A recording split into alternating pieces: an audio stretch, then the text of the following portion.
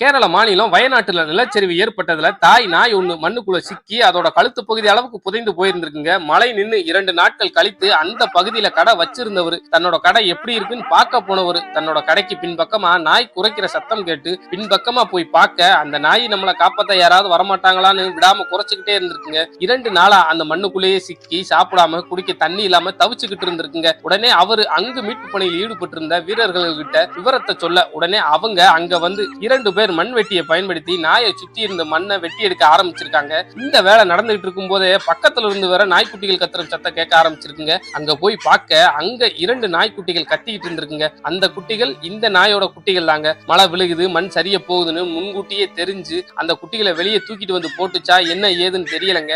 ஏன்னா இந்த மாதிரியான இயற்கை சீற்றங்கள் நடைபெறும் போதுதான் முன்கூட்டியே விலங்குகள் பறவைகள் அதை உணர்ந்து அந்த இடத்தை விட்டு போயிரும்னு சொல்லுவாங்க. அந்த மாதிரி குழந்தைகளை காப்பாற்றும் போது இந்த நாய் மட்டும் சிக்கிக்கிச்சான்னு